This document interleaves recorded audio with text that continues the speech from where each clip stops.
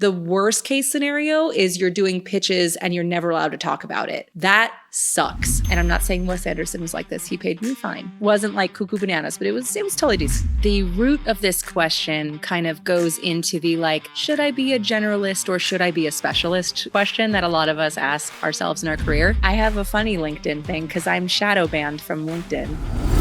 That's Jessica Hische. She's done some amazing jobs throughout her career, like designing titles for Wes Anderson's Moonrise Kingdom, but not only that, she's an incredible lettering artist, and she even has her own physical stores. In this episode, you're going to learn how Jessica got the opportunity to work with Wes Anderson. With Moonrise Kingdom, they had been doing this whole exploration with another calligrapher, but Wes has, like, as you could imagine, extremely specific ideas about what he wants things to be and look like.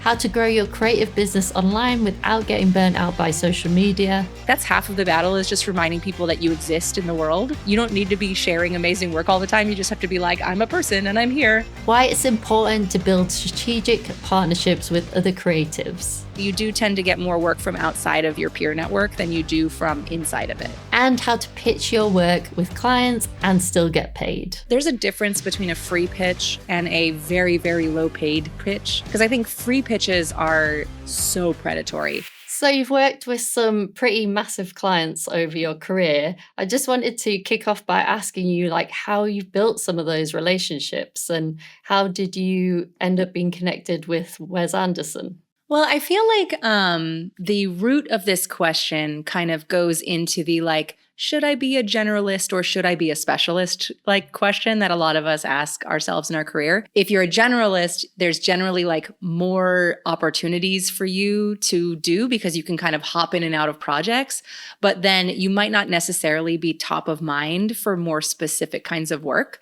And so when I started doing what I do, which is primarily commercial lettering work, there just were not that many people doing it. You know, it was kind of me and a handful of my friends were the modern lettering revivalists. And so when anybody outside of our industry was thinking like, who's someone I know that draws letters? You know, there was really only a handful of names to list. And so when Wes Anderson's team approached me, they had been working with another calligrapher on the titles for Moonrise Kingdom. And like title design always kind of happens like as the very last thing in the film. It feels like such an afterthought. And it's which is interesting because I mean, a lot of your audience here like works in motion and animation. And I'm sure you guys like would love to work for like big VFX teams and all this kind of stuff. So my title design budget comes from your VFX budget. And of course, like all the things that you guys do is more important than the titles. So it's sort of like, it ends up being the like, oh shoot, I guess we need some titles. But with Moonrise Kingdom, they had been doing this whole exploration with another calligrapher, but Wes has like, as you could imagine, extremely specific ideas about what he wants things to be and look like. And one thing about working with calligraphers versus a lettering artist is calligraphers, like if you don't know the difference, calligraphy is like a writing practice versus lettering is a drawing practice. So calligraphy is very informed by the tools that you're using. And so calligraphers work with specific brushes and pens and, different writing implements. And then they have a hard time breaking the rules of what those writing implements do. And so lettering artists are totally different, where we work with the forms of the letters, but know that we can bend them in different directions and sometimes, adhere to what the tool would do and sometimes not, because it's ultimately like a drawing, a custom drawing, instead of it being a piece of writing. And so I think this is what I've surmised from that situation and from his art direction to me is that it probably was difficult for the calligrapher to bend and stretch to the different kinds of direction that Wes was giving for the titles. So when they brought me on, they were already in post-production, like things were ramping up for putting out trailers and things like that. And so it was sort of like a time crunch to do it, to at least get the initial tests done to just put in the trailers.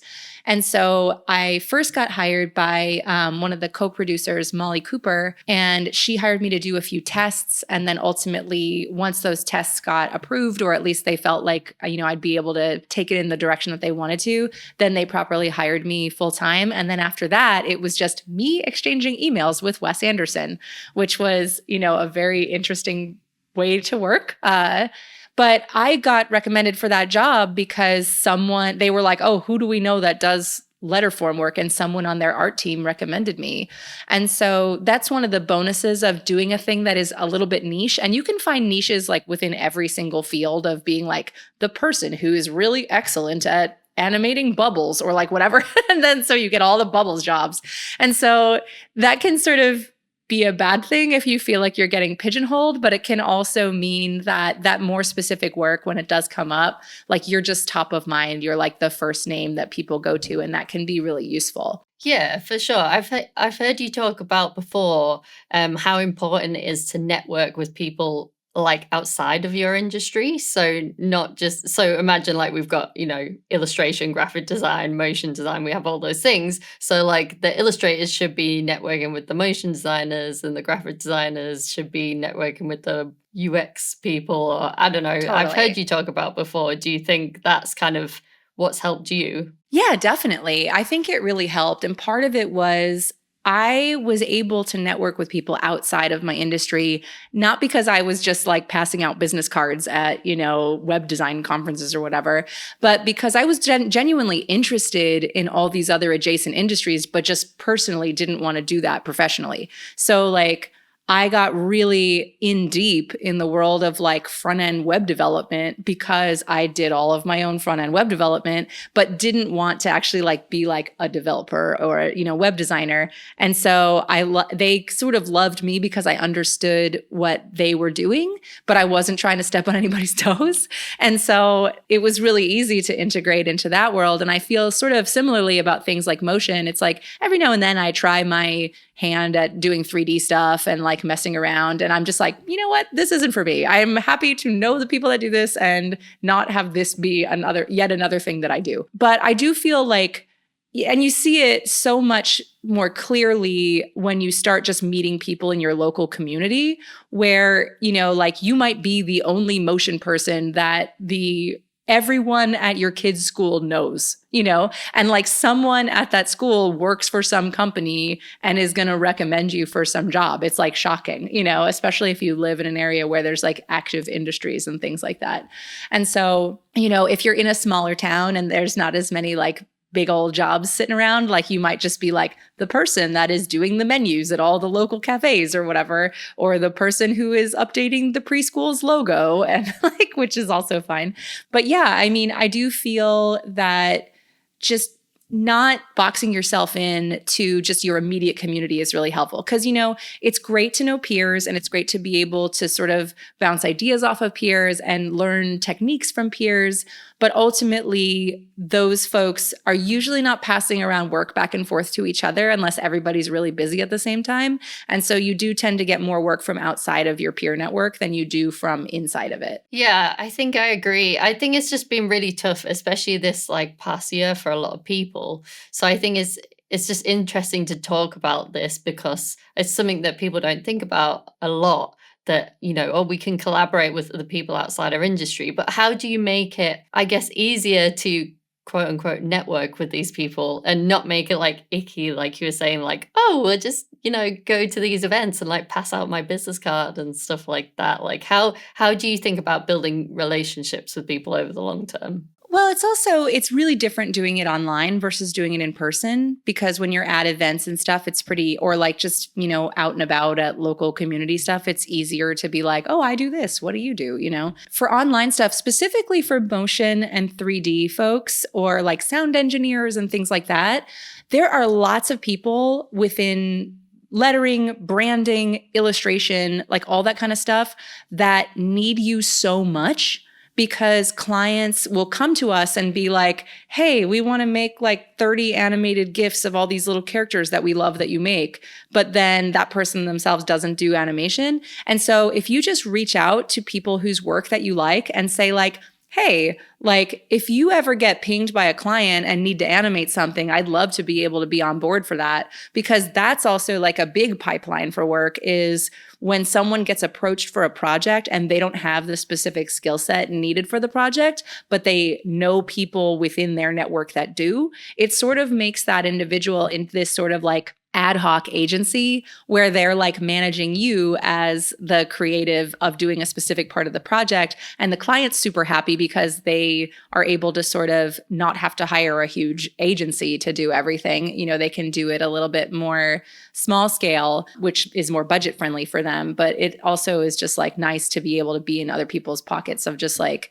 yeah, if you need me, I'm here, you know, that kind of thing. And one thing to think about too is that like, I know this is a little tougher with like animation because animation is so laborious, or it can be, but try to figure out ways to work at a smaller scale so that not everything has to be like a $20,000 project, just because I do find that there's a lot of like smaller work to be done. You know, a lot of times it's just like make a thing flicker in an image or like whatever, like even just showing little stuff like that as something that is a way to really easily engage with you. It makes it a little bit less intimidating. Like people don't think that they have to hire you for like a 2-minute commercial every time that they hire you. Yeah, I think as well, like going on to sort of social media a bit more, when people ask me like, oh, okay, well, you know, I have to put out my work on social media and stuff like that, and I want to do a personal project. I'm like, don't make it like a 2-minute animated film. You'll never, ever get that done. You should just make it a 5-second piece, or even like a little series of 5-second pieces that you can put together at the end.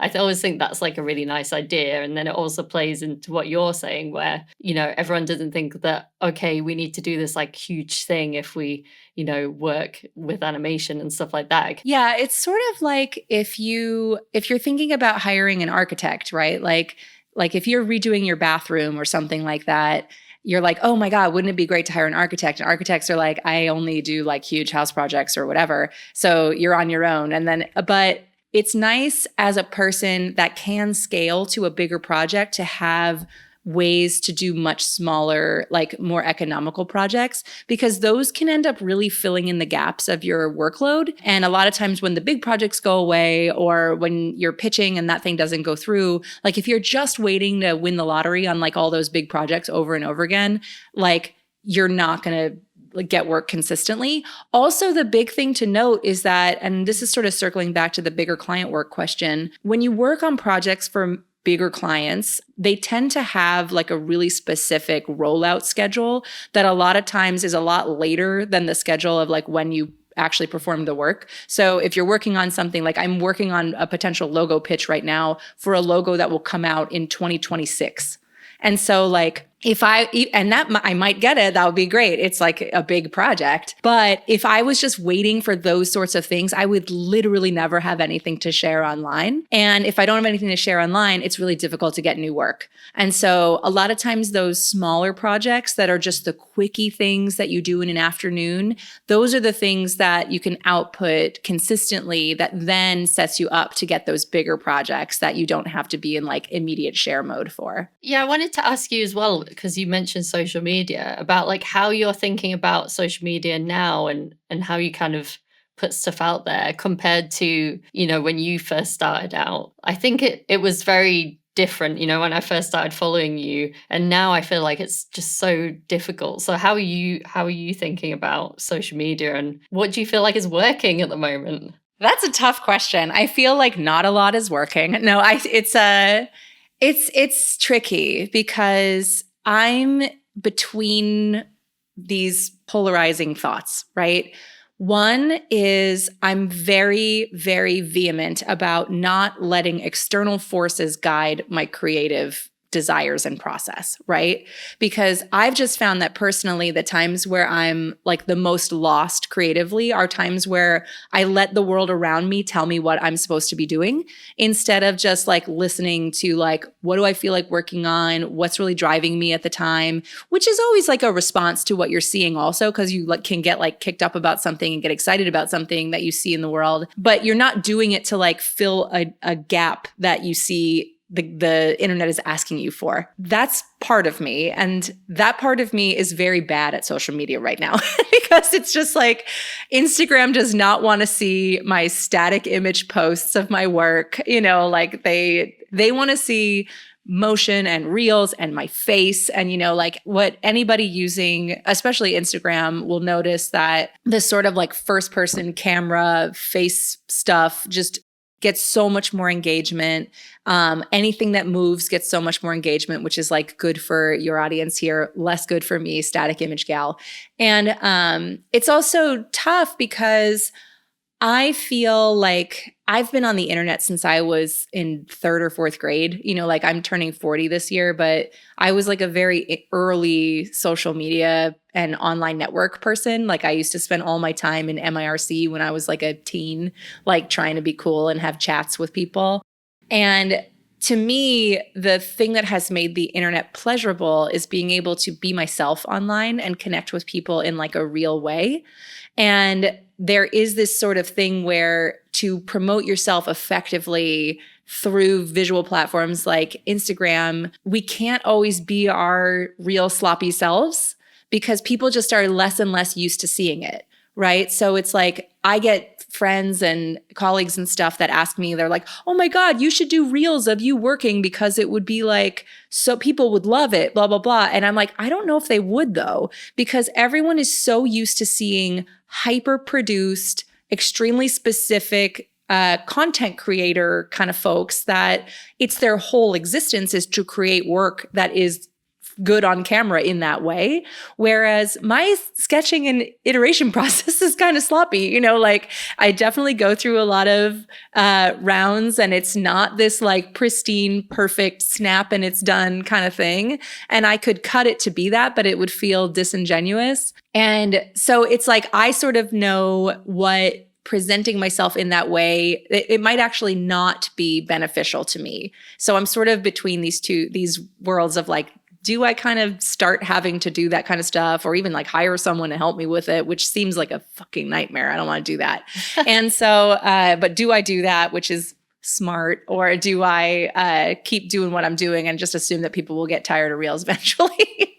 So, but then there's platforms like Threads and formerly Twitter, which I'm not on anymore because it was too upsetting to be there. But that was a place where I felt like because my network online was full of a lot of sort of leadery kind of people, like people in high positions at tech companies and creatives at high levels, I felt like even just talking about nothing on those platforms would always somehow turn into work because it was just reminding people you're alive. Like that's half of the battle is just reminding people that you exist in the world. You don't need to be sharing amazing work all the time. You just have to be like, I'm a person and I'm here and I'm, the end. That's all that really needs to get shared.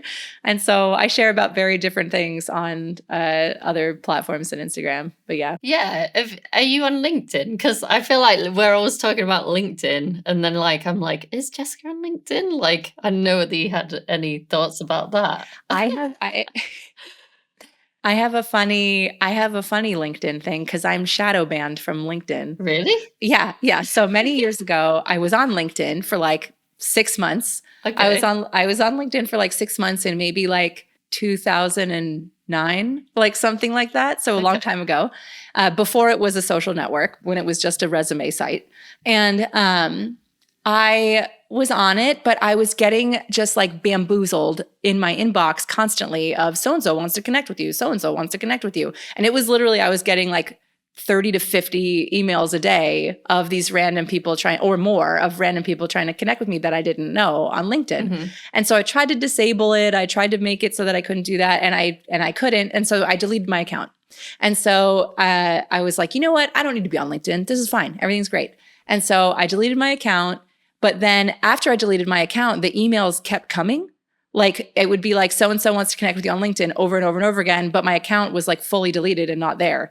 And so I couldn't figure out how to turn off the note, like people being able to try to contact me on LinkedIn because the only way to do it was to re-sign up for another LinkedIn account, to then try to disable it. And yeah, it was crazy. And so I ended up writing them this really mad email to be like, this is abuse. Like, I'm going to report you. Like, I've deleted my account and I shouldn't be receiving these notifications. Like, it was a total fucking like Karen boomer email, and I was like probably 25 years old. And so I wrote this really like intense email of just like, I never want to hear from LinkedIn again. And they were like, well, there's only one way for us to do that, which is to add all of your email addresses to our like do not call list. And then you will never be able to sign up with them on LinkedIn again. And so I was just like, do it. I'm never coming back.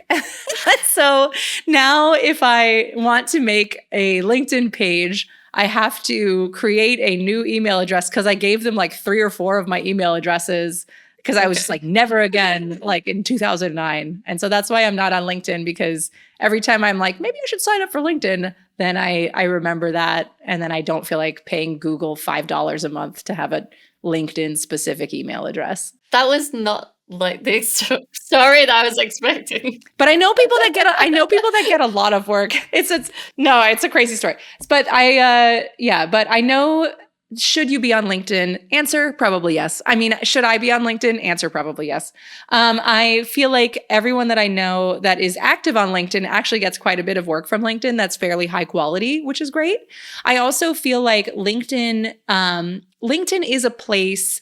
So like there's online portfolio sites, right? Like Behance and Fiverr and all this kind of stuff, where I feel like when you're on there, the people hiring you are less like about you and more about the platform, where they're like, oh, I hired this animator from Fiverr, and they don't remember your name. And that doesn't help you in the future when they're like telling the story of working with you. And I feel like this kind of happens on a lot of these sort of platforms where you get swallowed up by the branding of the platform itself. Like, I challenge you all to think in your mind, like, can you name the seller of the last thing you bought off Etsy? Or do you just think, I bought it on Etsy? And so I feel like a lot of that happens with like portfolio sites where it's just like, oh, I found this cool person on Behance or whatever to do my thing. And it like it absorbs your brand and personality into the platform. LinkedIn, I don't think does that, because nobody's like, oh, I just hired this person off LinkedIn. It's very like, I feel like you still are very much about the individual. I think it's just really hard now because from my point of view, like LinkedIn is the only one that's really given anyone any organic reach at the moment, so like without like paying for stuff and things like that, or like you're saying, like trying to fit into this real box for Instagram, like all the content has to be reels and it has to be you talking about your work or whatever. Whereas I feel like LinkedIn, but I feel like maybe it's kind of coming to the end anyway. So I know that you just kind of restarted your newsletter a little bit. Is that kind of on purpose because you feel like all this social media stuff is sort of, getting a bit like crazy? Oh yeah, for sure. Well, to give you an example, I write and illustrate children's books as part of my work. And so my first 2 kids' books were pre-algorithmic shift on Instagram, right? And it was quite easy to like reach my audience. My pre-order numbers were like really high, all things considered. So like for the first book, I think I had 2,500 pre-orders. For the second book, it was like 2,700. And so my publisher, like all publishers and all people that you work with, like really relies on the artists themselves to do basically like all of the promotional work. That's very common. It's not like they're bad. It's just that's the common practice. But then when my third book came out, they had started to really start to mess with, it was starting to be the TikTokification of Instagram.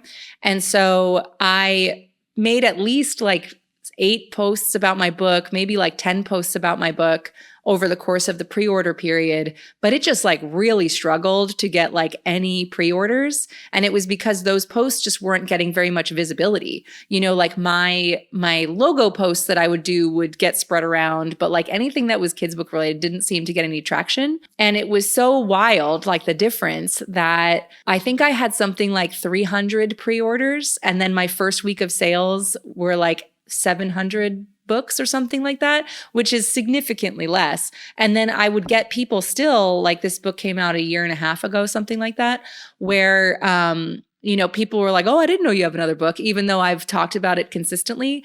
And seeing that some of the things that I talk about online on Instagram just seem to fall into a black hole and don't get seen by any eyeballs made me be like, I need to focus on other ways of reaching people and not rely so heavily on just this one thing. And so I think that's sort of what we all need to relearn, is that Instagram taught us that they're the most powerful place to have people discover your work. I think it's one of the most powerful places to have content that you create be discovered, but is it the most powerful place for people to discover more typical portfolio projects and not necessarily like the kind of things that people love to consume in the Discover feed, And so focusing on my newsletter, which has I know is going to reach people, which is weird because I hate email. I just feel overloaded by email all the time. But my newsletter has a 70% open rate, which is amazing, considering the size of the audience. So I'm just I could make a topless video of myself drawing letters on Instagram, and I don't think I would hit 70% audience engagement there. So because of that, I'm just I know I still have to be on Instagram, but also the newsletter is a pretty good way to actually make sure that people see my stuff. Yeah, it makes sense. At Motion Hatch, we have a newsletter and I use email all the time, but I don't hear designers using it that much. So how are you thinking about the content in there? What kind of things?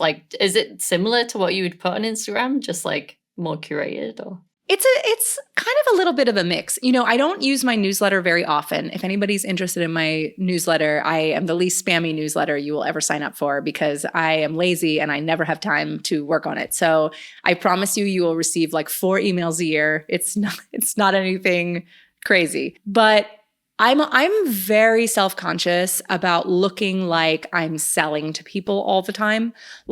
I don't want to follow people that are just using me to buy things from them. And so I don't want to be that person either to other people. So my newsletters have a very your friend is writing you a life catch-up email tone where it's sort of here's what's going on in my world, and then, I'll point to some stuff on my online, new prints on the online shop, and then the kids and I did this trip to Tahoe or whatever. And so it's kind of a mix of life stuff and work stuff. And then I've been sharing a lot about the retail stores that I opened and the sort of numbers behind that too, because it's something that so few people do, and people are really intrigued by what does it mean to open a physical brick and mortar store? What does that cost? What kind of money do you make? How do you get people there? All that kind of stuff. So yeah, it is kind of a mix. It's kind of I get to do longer form posts where I tell a bit more of the story behind projects instead of just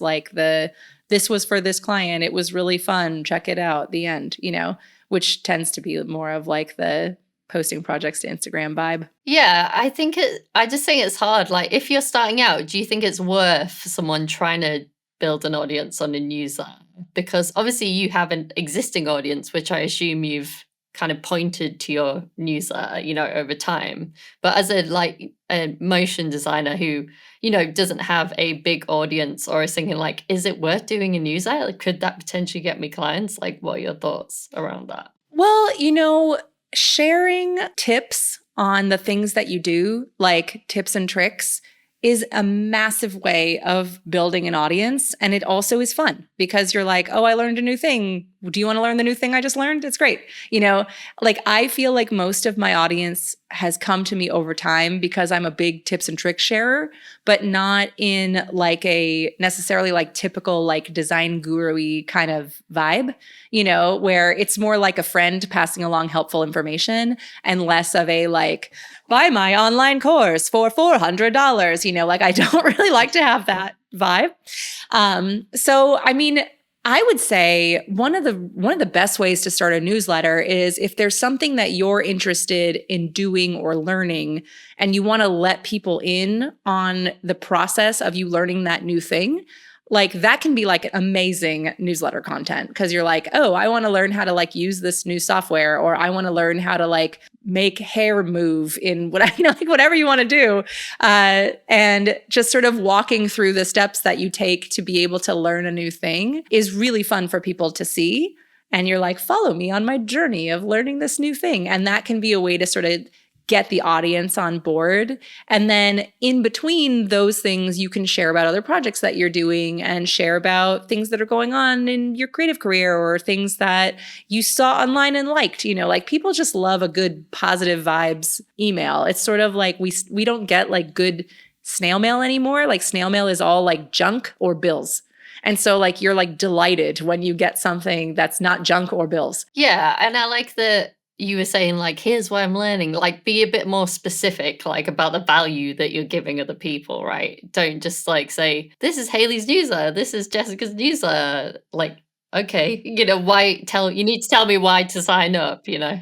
Yeah, the more specific the reason for the newsletter, the easier it is to get people to sign up. Anytime that you can be like a good information distiller and curator of stuff that's out there, that's definitely like always a big appeal to get people on board to following you online in any capacity, but then also for newsletters and things like that. Yeah, definitely. I definitely agree with that.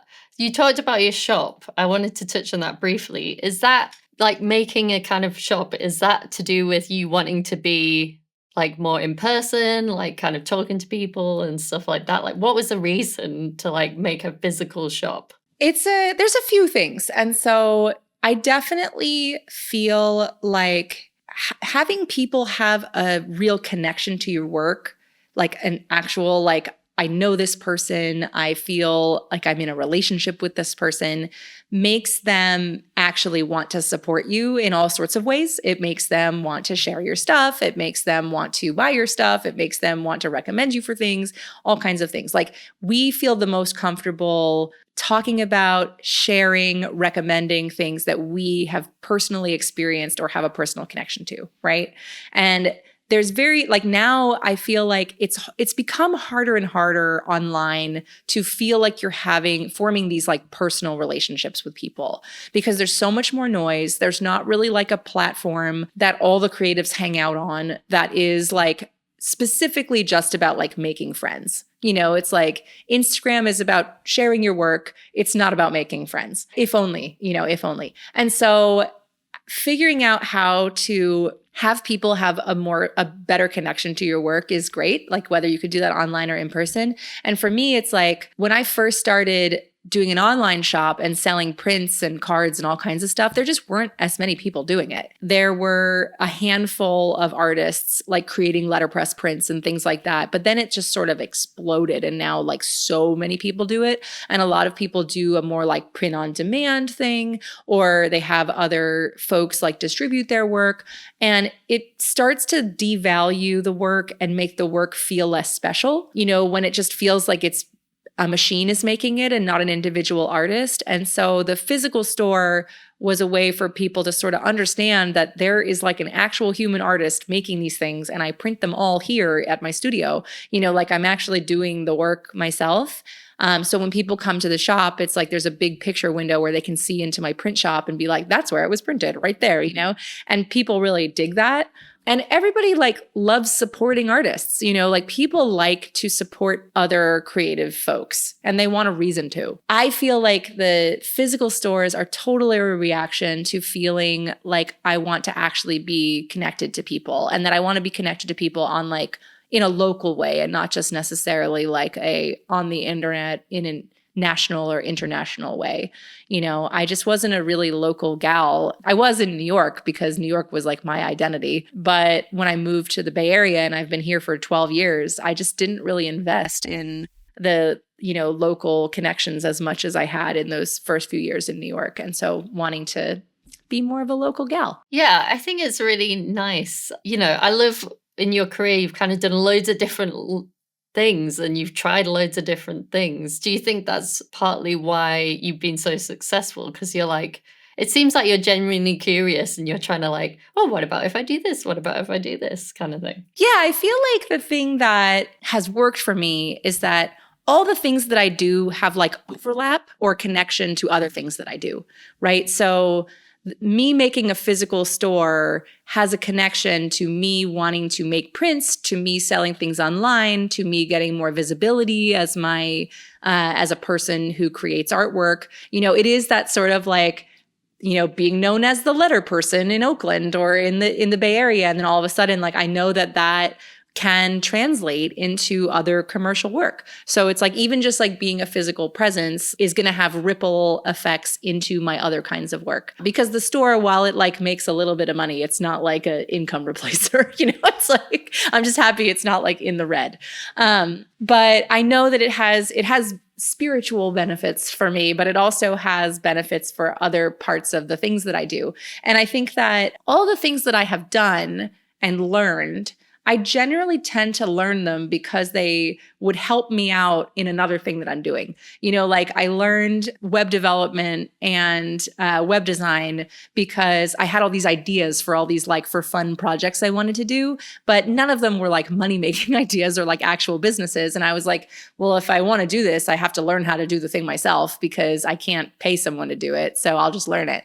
And then I would learn what I would feel like learning and what felt useful to me. And then I'd be like, all right, that was enough. And then just kind of like push it to the side for a while.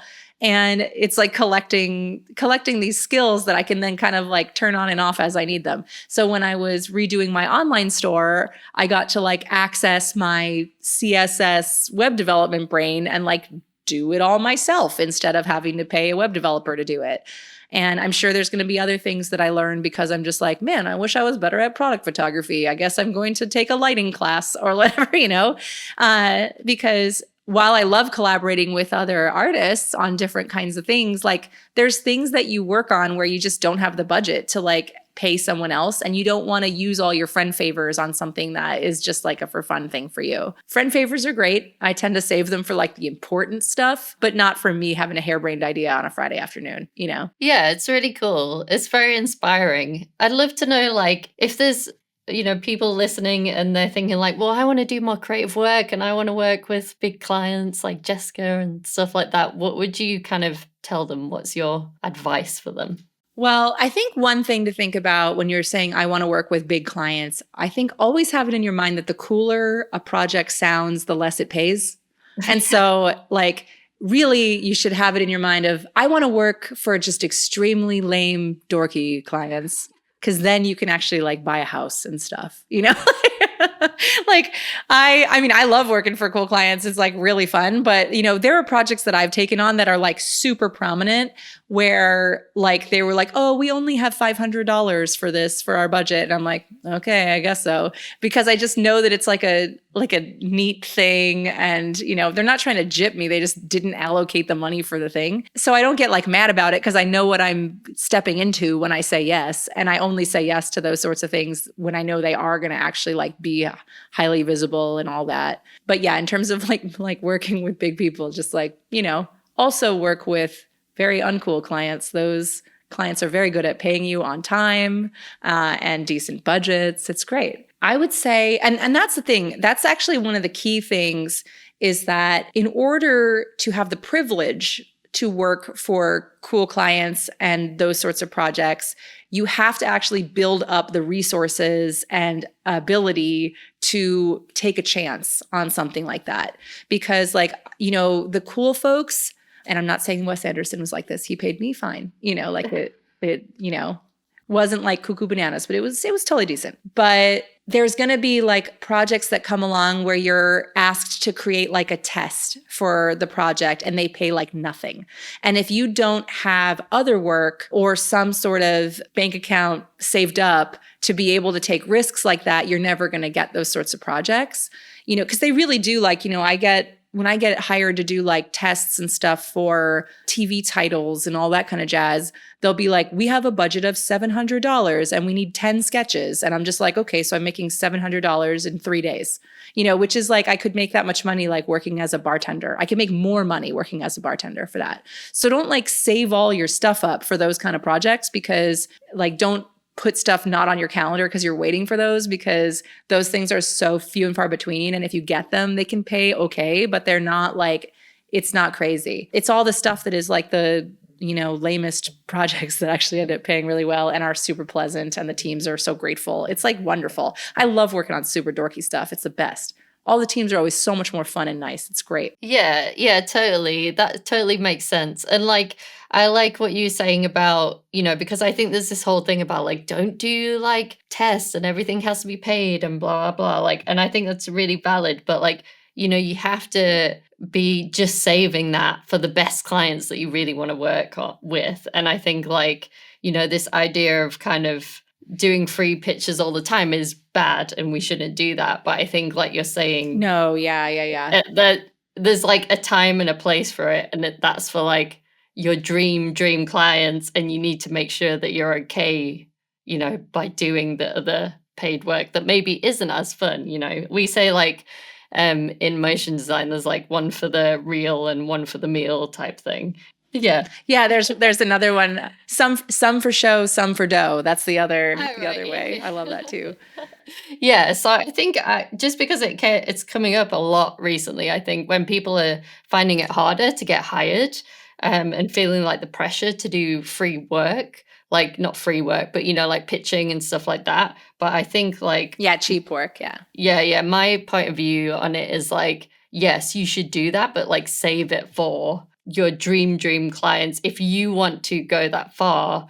But I think like it's hard when people have that expectation from the client side, like kind of to do free pitches and things like that. Yeah, totally. I think too, there's a difference between a free pitch and a very, very low paid pitch. Because I think free pitches are so predatory. And even though like the low paid pitch, you're not getting paid what your time is worth, but they're at least making the effort to be like, your time has some value to it. And I think too, like one of the things to think about with the pitch work, and this is hard to argue for, but getting on paper that you are allowed to share the work that you do in a pitch eventually. Like obviously you're not going to be able to share it right away because they're still working on the project and like hiring people or whatever.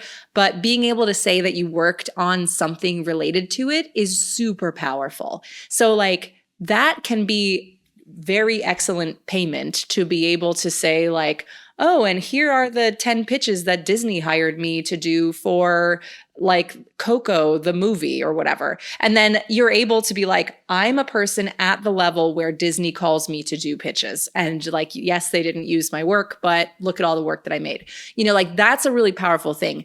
The worst case scenario is you're doing pitches and you're never allowed to talk about it. That sucks. Like that's truly when you're getting like taken advantage of. And you can be very like, I tend to be very understanding with clients about the ability to share things where I'm just like, obviously I can't share this anytime soon. Obviously I will run anything that I share by the team in charge of publicity to make sure that I'm not stepping on anyone's toes. I'm happy to share the final work that ended up and crediting the people that created it, just really putting yourself out there and saying like, I will share this exactly as you would wish for me to share it in a way that doesn't seem like I was the official person or like whatever. But ultimately you would really want permission to be able to share it because that's the thing that's going to be the most beneficial thing about doing that kind of work.